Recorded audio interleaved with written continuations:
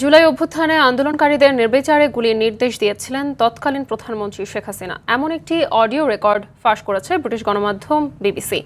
সেখানে হাসিনাকে আন্দোলনকারীদের উপর প্রাণঘাতী অস্ত্র ব্যবহার ও নির্বিচারে গুলি চালাতে নিরাপত্তা বাহিনীকে আদেশ দিতে শোনা যায়।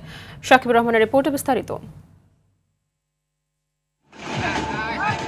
২০২৪ সালের ৫ আগস্ট ঢাকার অন্যতম ব্যস্ত এলাকা যাত্রাবাড়ীতে পুলিশের নির্বিচারে গুলিতে কমপক্ষে ৫২ জন নিহত হয় বলে উঠে আসে বিবিসি আইয়ের একটি অনুসন্ধানে। ঘটনাটি বাংলাদেশের ইতিহাসে ভয়াবহ পুলিশের সহিংসতার একটি হিসেবে বিবেচনা করা হচ্ছে। এই হত্যাকাণ্ড যেদিন ঘটে সেদিন শিক্ষার্থীদের নেতৃত্বে টানা ৩৬ দিন বিক্ষোভের মুখে দেশ ছাড়েন সে সময়ের প্রধানমন্ত্রী শেখ হাসিনা। পতন ঠেকাতে গেল বছরের ১৮ জুলাই শেখ হাসিনা একজন অজ্ঞাতনামা ঊর্ধ্বতন কর্মকর্তাকে বিক্ষোভকারীদের গুলির নির্দেশনা দিতে শোনা যায়। সবগুলিকে অ্যারেস্ট করতে বলছি রাখতে, সবাইকে বলা হচ্ছে যে যেখান থেকে টিকাটা পারবো দেখে ফেলবে। নাবার নির্দেশনা দেওয়া আছে, ওপেন নির্দেশনা দিয়ে দিচ্ছে।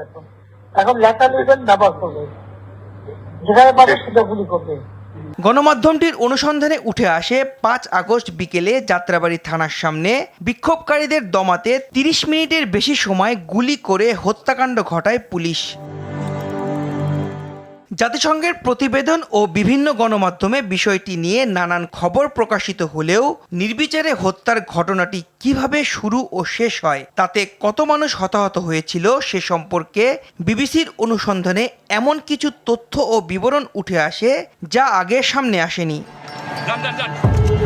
শাকিবুর রহমান, RTV, ঢাকা।